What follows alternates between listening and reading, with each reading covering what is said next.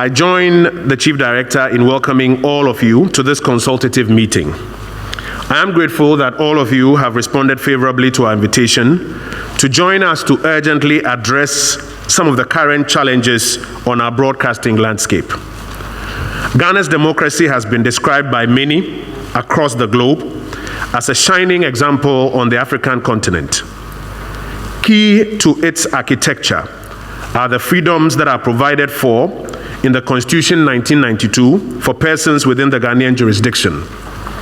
These include the rights to free thought and free expression under Chapter 5, and the rights and practice of free media provided for under Chapter 12. In particular, the framers of our Constitution and our forebears had a special place for media in our democracy and our national life. Over the years, Ghana has worked to deepen these freedoms by, for example, repealing the Criminal Libel Law, and quite recently, enacting a Right to Information Act aimed at providing a freer space for public discourse. Colleague ministers, invited guests, a 2020 Afrobarometer report released by the Center for Democratic Development, CDD, suggests that the majority of Ghanaians support media freedoms in Ghana. Therefore, we all have a collective responsibility to ensure that the media continues to operate freely, to ensure that the media freedoms are protected, and more importantly, to ensure that the emerging threats to media practice in Ghana are kept. One such threat is the sharp rise of content described as unwholesome or inappropriate by various segments of the Ghanaian society that are popping up on our broadcasting platforms.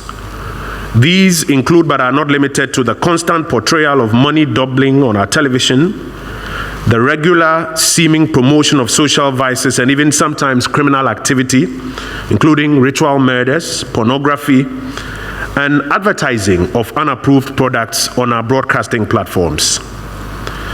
A number of questions come up. Fundamentally, there's a question of what qualifies as inappropriate content on our screens or on our broadcast platforms. Secondly, there's a question of who determines what is inappropriate. Thirdly, there's a question of how this determination is made. Fourthly, what remedies are currently available or ought to be made available in the near future. A fifth item is what are the current legal tools available for dealing with challenges of this nature, assuming we agree that these are challenges that must be dealt with. How do we ensure that such tools are not abused by persons who may seek to claw back on our cherished media freedoms?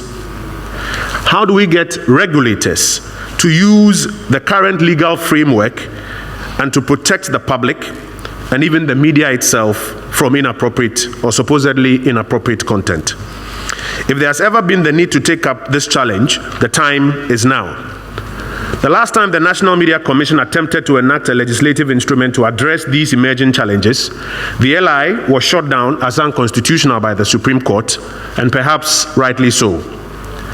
But within the current body of laws, among regulators, we believe there's room to find common ground to deal with some of these emerging challenges, even as we prepare to properly legislate in the area of broadcasting. Honorable Ministers, ladies and gentlemen, another set of matters worth considering are the proposals that have been put forth for the soon-to-be enacted broadcasting law. After several years of consultation and engagement, the time has come for us to conclude our conversations on what is currently the bill and proceed to lay same before Parliament, hopefully for passage.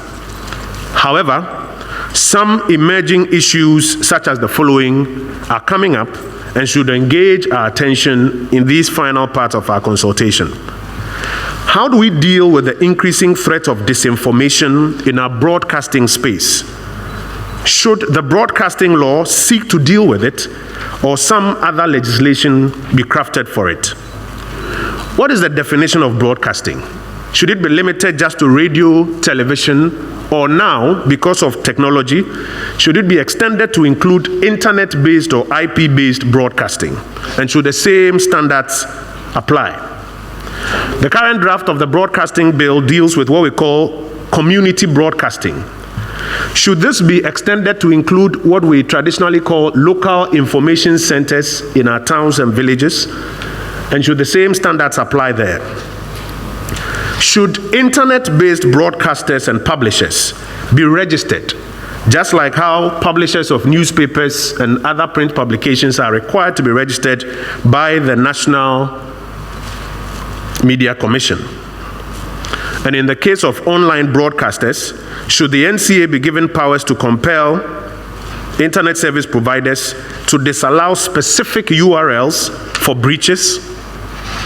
Should all broadcasters be obliged to moderate audience commentary in the interest of national security, public morality, and the rights and responsibility of others, as provided for in Article 164 of the Constitution? Should the two-tier authorization system proposed under the new broadcasting bill also apply to multiplex operators?